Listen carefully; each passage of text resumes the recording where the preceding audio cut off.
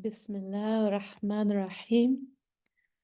Welcome to the second episode of Rahma with Rose. I'm here just to talk about what's going on with the podcast, what's going on with me.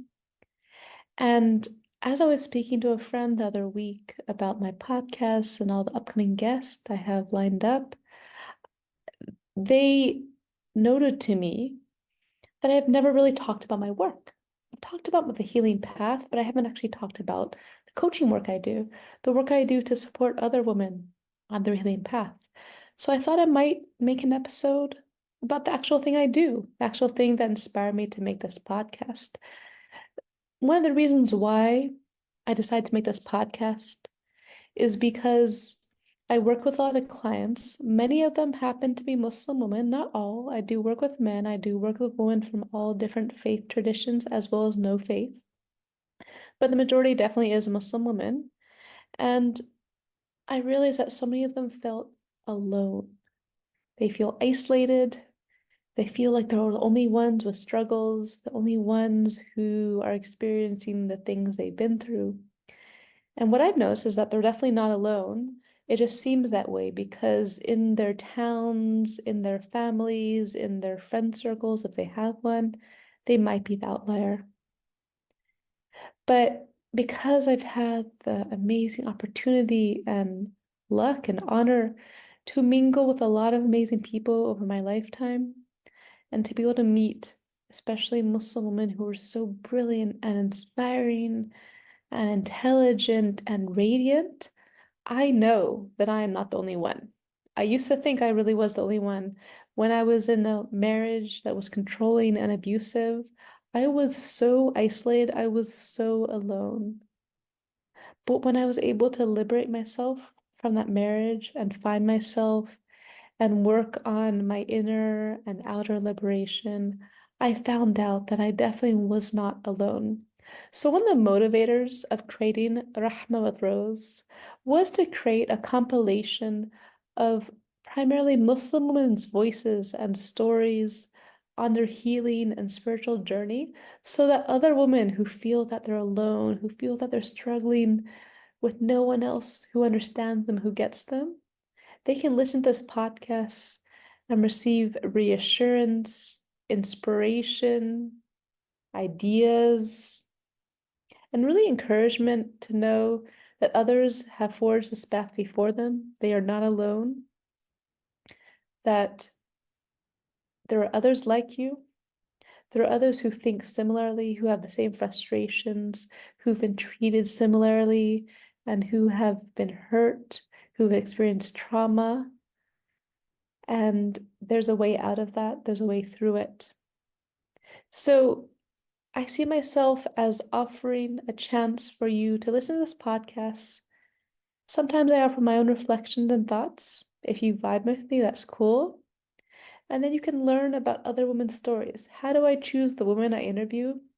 I think of women that either I know personally and they inspire me and I just adore them and I love them, or women I haven't met yet, but I want to meet because they excite me so much by the teachings they offer, by the things they say online in online spaces, and they fill my heart. And each one of these conversations I've had so far with women on my podcast have filled my cup. Actually, haven't just filled, have overfilled my cup. So it's brimming.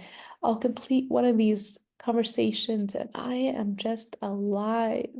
I have more hope. I feel full. I feel energized. And it's because we filled each other's cups. And I've been lucky enough to speak to one of these brilliant women and knowing that this conversation will be shared with other people as well. So it's an oral compilation, it's an oral anthology of Muslim women's healing and spiritual journeys. Perhaps one day I'll even make an edited anthology based on the transcripts of these interviews when I have the bandwidth, because I know some people prefer to read rather than listen. But for now, you have the opportunity to listen into these conversations where I sit with these women and ask them really deep questions that maybe they haven't necessarily been asked before in this context. Women who have so many different things to offer based on their professional and personal life experiences. And I want to know how they got to where they got spiritually, emotionally, physically. What things do they do to really connect with themselves in order to have a deeper connection with the divine, in order to work on themselves, heal themselves, support themselves, and learn to better resource within themselves. This is what Rahma Rose is really about. And I, until now, have not even talked about what I do with my coaching. I really see this podcast not as a place to advertise my coaching. Yeah, at the end, I have a little outro where I offer you the chance to work with me, but it's not the main purpose. The main purpose goes way beyond my coaching practice.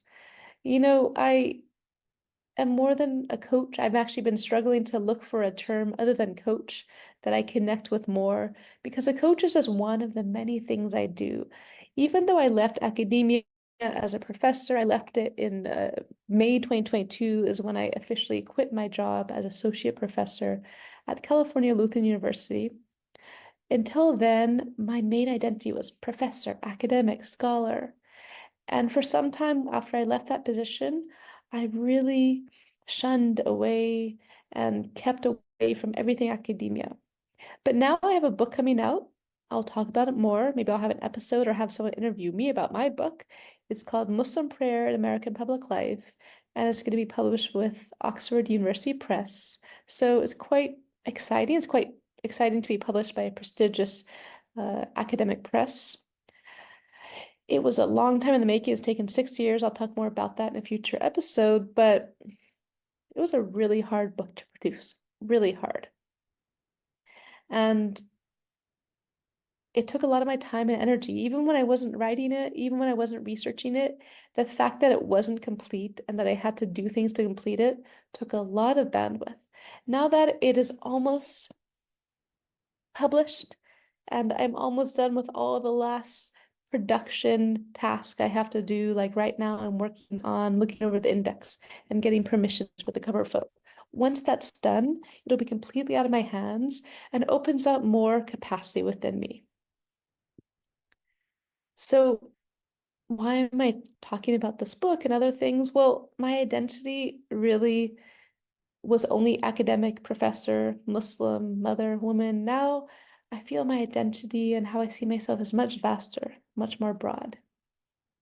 But I'm also, with this book, coming back to the idea of being a scholar, being academic. Actually, it's something I really take pride in because I put a lot of time, a lot of energy, a lot of my life into the training I received up to my PhD and then during the years as a professor and then to get tenure. It was a lot of my life. It was a lot of work. And I realized that I'm not just a coach because I have that background that I work so hard for. And there's things about it that I no longer identify with, but there's things about being a scholar, about being, I guess you can say, an academic, even though I don't usually use that term anymore, that I really value and that come through in the work I do.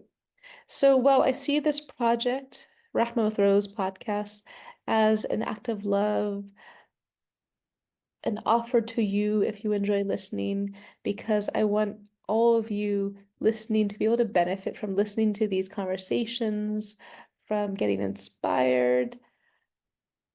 This is a project that isn't about advertising, it's not about promoting my business, it's about a conversation that's ongoing about, as I mentioned, this quiet revolution of Muslim women and women in general healing around the world. You can probably identify this with this if you're a woman. You probably are somewhere on the healing path if you're listening because this topic interests you, and you probably know other women on similar parallel path that you've connected with along the way. So, what does a coach do? What do I do? Now, I started getting trained and getting certified as a coach during COVID. Now, I have to backtrack a little bit because when I was a professor, when I was a graduate student, I actually have been mentoring others for many years. You can even start with as early back as middle school. I think it was when I was like doing mentoring to younger kids. And when I was in high school, I was mentoring middle school kids. I've always had a teacher personality, mentor personality within me. It's part of who I am. I love doing that, and I seem to be pretty good at that. People have often come to me. When I was in grad school, I was a grad student mentor to the Muslim Student Association, the MSA.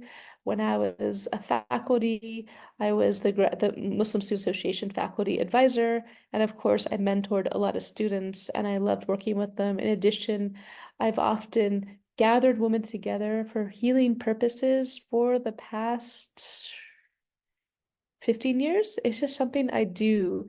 Why? I do it because I love bringing women together because I benefit personally, and the power of women coming together for this purpose multiplies by 1,000 when we come together. Something magical happens when women on the healing path come together. That's my goal. So in the coaching work I do, I offer different forms of support for people who choose to work with me. Now I offer one-on-one coaching and I offer group coaching. In one-on-one coaching, and just so you know, if you're interested, you could sign up for a gift coaching session with me to try it out, to experience it, because coaching is something that really needs to be experienced. In a coaching session, you can experience what it's like to be in a place that is safe, where someone is there to listen. That would be me, the coach, or whatever you want to call me, the space holder. And I am there to listen to you deeply, compassionately, to ask you questions, and to help you get to know yourself better, essentially. We don't often have the opportunity to have this kind of exchange in our everyday lives. With friends, with family, it's always a two-way street. We give and we receive. We listen and then we talk. They listen and then they talk. But it's not often you have an entire hour of just speaking to someone who you're close to, and they will listen wholeheartedly and not interject with their own opinions, their advice. They won't interject with their feedback, but instead they ask you more questions and take you on a path deeper into yourself. That's what a coach does. That's why it's a very unique and special thing. So I see myself as supporting people with whatever they need help with. Sometimes it's as simple as creating life goals and then needing accountability to help achieve these goals. Right? That's something that some clients ask for. Some people, for example, when I work with Muslim clients, they've experienced religious and or spiritual trauma, and they'd like help to reconnect with whatever they've experienced trauma through. So, for example, a lot of Muslims struggle with prayer, with salat, with namaz. I have different methods that I walk them through in order that they can return to prayer on their own terms, not because they're scared to, but because they find benefit and love in their connection to their creator. This is a gradual process. I don't have any hacks. I don't have any quick methods to get to anything. This is work we're in for the long term. This is work that is part of our entire life purpose and mission. And it's my honor to sit with clients and hold space for them for part of this journey for as long as they choose. The ideal is to work at least 3 months together because to see any substantial transformations, 90 days at least is necessary. If you work with a coach for less than 3 months, you might see small little changes, but if you really want to get out of the cycle you're in, if you really want to start seeing more change in your life, then signing up for at least 3 months is very useful. I have lots of testimonials on my website, on my Instagram and Facebook pages. Now, I don't always market my coaching all the time. I'm not always self-promoting. Sometimes I'll share sometimes you won't see much from me. Sometimes I'll remind you, if you want to sign up, now's a good time. But I'm here for people who need that support. And it's sometimes hard for people to understand why they need to invest in themselves. For some people, it's really easy to pay for a trip, a vacation, right? Usually we feel better after a vacation. With coaching, with therapy as well. You don't get to go anywhere, but you have an experience where you're journeying within yourself that can be really powerful and transformative. Perhaps you don't even make any major shifts because you realize that there's nothing wrong with you, so you didn't have to make any changes. Perhaps the biggest change of all is just how you see yourself, how you learn to be more compassionate to yourself. For other people, it might be making entirely different life sorry, it might mean that they make big life changes. For example, I've discussed how I quit my job as a tenure professor and then moved across the world. Well, actually, first I moved across the world, and then I decided to quit my job as a tenured professor, right? That was a really drastic move. I don't recommend most people make that kind of move in order to create change. For me, it drastically changed my life, but it's also because I wanted to live outside the US for my entire life, most of my life. And even when I was 17, I went to university in Canada because I wanted to leave the US. And I left the US until it was time to do my PhD, and then I went back to the US to do my PhD. But if it wasn't for that, I might have stayed outside the US. But now, once again, I find myself outside the US, and I'm hoping that I don't return to the US. I'm hoping that I can make my life and find stability living here in Turkey or somewhere else that is outside the United States. I just feel more at home outside the country where I was born and raised. That's for another conversation. So for me, I had to make drastic life changes in order to find myself again. Other people don't need such drastic life changes. Really, it could be just a mindset shift. It could be how you speak to yourself. So it could be how you maintain boundaries with other people in your life. It's up to you and based on your life circumstances what you need. So that's what happens in one-on-one coaching. When we work directly together in a really intimate and safe setting, where you learn to be safe with yourself, where you learn to say things you don't usually say in front of other people, where you can decide and figure out what you want in life, and then you figure out how you're going to get there, right? A lot of us focus on the goals, external goals, like I want this job, so then we do what we need to do to get this job. But we forget that our larger life purpose, our larger goals, our spiritual goals, our big life purpose goals, those are what matter more than the job. So actually, whereas most people focus on the job and then everything else hopefully will fit in, I believe that we should reverse engineer our lives by figuring out what do we want in life, and then a job will figure its way inside our life, it and then we make it all work together, right? So that's what happens in one-on-one coaching. In group coaching, it's quite different. I'm often a facilitator. I'm often holding space for a larger group of people so they can come together and build community. And I facilitate that. Without a facilitator, often it's really difficult for groups to be cohesive, to feel a sense of community. But when you have a really strong facilitator who ensures that the space will be shame-free, guilt-free, advice-free, for example, it can be really beautiful. So in group coaching, I have the ongoing Rahma Collective membership program. The most exciting program we just finished was the Rahma Ramadan Circle. We had a really large group of people, but it still felt like a very intimate space. Why? Because first of all, I like to put people into breakout rooms. My priority with the kind of groups I create is that people get to know one another. So I put people in breakout rooms. I match people for Ramadan gentle accountability partners, and we have lots of discussions. So in the group coaching program, what usually happens is we always start with, if it's for Muslims, or saying Fatiha and grounding ourselves with intention. Then I'll usually start with a breath work or mindfulness practice to ground ourselves within our bodies, within our the space that we're present in. And then we have a variety of different activities, discussion activities, movement activities, group activities to really get people thinking, to get people talking to one another, talking um, to one another and with one another. So the Rahma Ramadan Circle is really focused on helping people experience Ramadan, minus all the shame and guilt and the pressure that other Muslims put on Muslims. So the beautiful thing is that a lot of the participants reported that they experienced a really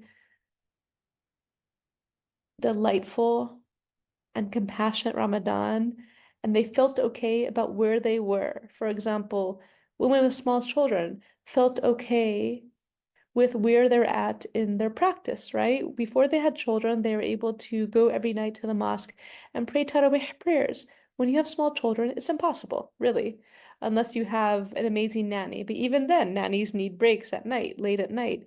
So realizing what our limitations are, what factors impact our life circumstances, and working around that and setting goals and a vision for the month that isn't based on checklists, but rather is based on our capacity and what connects us, what lights us up, and giving ourselves more of that instead of pressuring ourselves with checklists that were made by someone else that don't fit our lifestyle, right?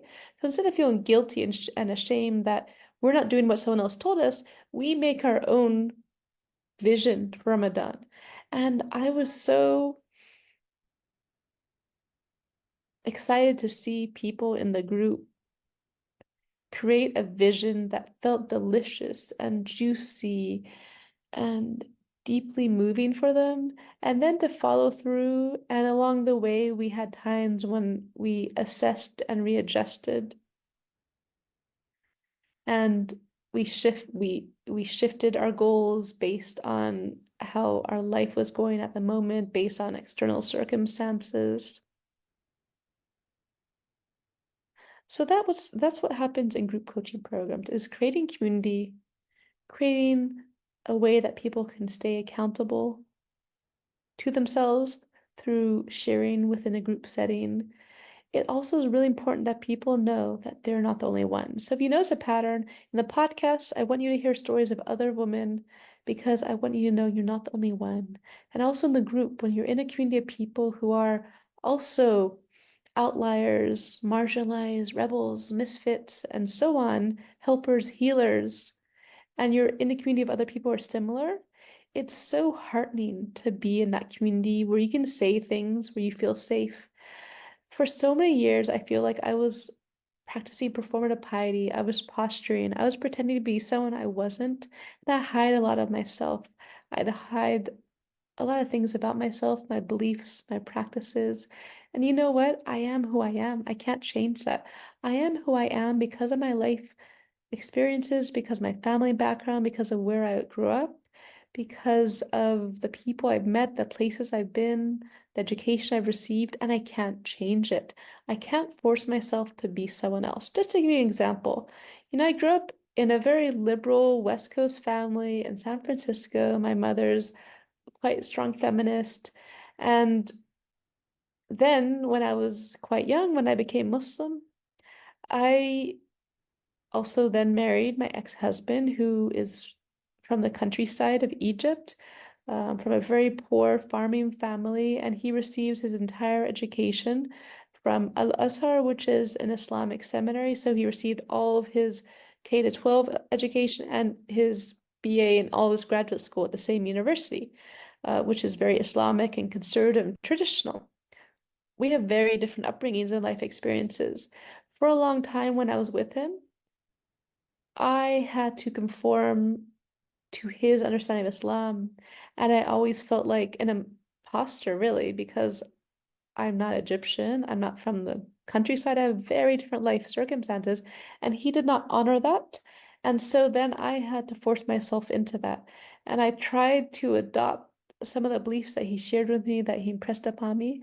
But you know what? Think I did a pretty bad job at trying to do that because it just didn't fit on me. It didn't work for me. I am who I am. And for example, my Californianess, my San Francisco-ness will never leave me. That place where I grew up, the kind of family I had, the people I was surrounded with from all different walks of life, from all different genders and sexual orientations and ethnic and national backgrounds. Growing up in that environment, I now treasure it so much, and I know it made me who I am. And I can't deny that. I can't toss it out. Just because I became Muslim Doesn't mean I erase my identity, but so many people who become Muslim think that they need to erase their identity and take on someone else's identity from a different background. It doesn't work like that. So I want you to know you're not the only one. And now we've all had our own special life circumstances. I just want to tell you it's okay and it's safe to be you. You are loved. We see you. We hear you. We validate you.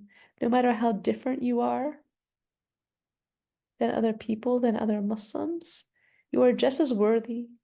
You're just as valuable. We need you just as much as anyone else in society.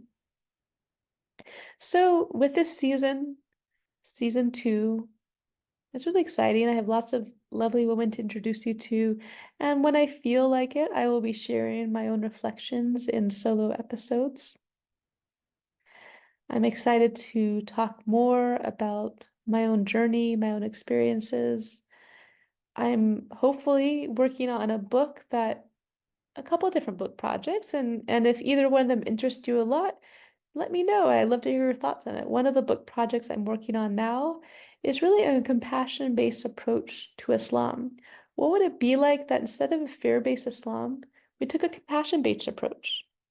That's what the book is. It's me thinking out loud about what that looks like. I'm trying to create that within my own home, for example, within the community I create. But what does that look like on a larger basis? And what are the steps that, let's say, you're tired of following a fear-based Islam that you were raised in or that you were taught later on? What it look like to pivot towards a compassion-based Islam? So I don't know exactly how the book will turn out, but that's the intention I have for it. And the other project, I think it's a book project, it's really about how to embody and approach Islamic rituals. I've struggled, and I know many Muslims struggle with Islamic rituals, especially prayer. 5 times a day is a lot for some people. It's a lot to get into the habit, and if you fall out of the habit, it's even harder to get back into it. I know, I've been there many times, and I can't tell you how many other Muslims have told me. And these are Muslims who are from all different backgrounds, from very religious families who've always prayed, from people who've never really prayed but want to. A lot of people struggle, but it's a topic that's very taboo. Muslims are often scared to share this with other Muslims, the fact that they're struggling to pray. If you admit that you are struggling to pray in front of another Muslim, it's very possible that you'll be shamed and told that you're just a bad Muslim. So it's a hard topic to talk about publicly. Even I am very careful in how I speak about it, but I'll admit that I do struggle with it. Sometimes it's been easier than others, but when I approach Islam from a compassion based perspective, it makes it easier and harder. It makes it easier because I love doing it and I'm not scared if I don't do it. But it's harder in that the motivation is perhaps less in a way. There's so many benefits, but sometimes fear-based motivates people more than love-based. And so we have to learn to train ourselves to be motivated by love as much as we are by fear. So that's the other book project. And I'm excited to talk about my upcoming book that will be published very soon by Oxford University Press, Muslim Prayer in American Public Life. It'll be out in all the main booksellers. You can go Google my name and write Oxford University Press. You can find it on all the main online booksellers. I have no idea if they'll sell it in stores. It'll be published, I think, both in the US and the UK, and you can get it shipped from anywhere you live. Um, it's basically an academic book about how Muslims in the United States navigate prayer in a pretty hostile environment. So today is just me sharing with you and talking about what's up. You can expect lots more interviews to come with the podcast. If you know anyone who you think would be a good fit for me to have a conversation with, please let me know. I'd love to be in touch with her. And I wish you and send you so many blessings and love and compassion. Please take care of yourself. We need you strong and loved and loving in this environment. Assalamu alaikum.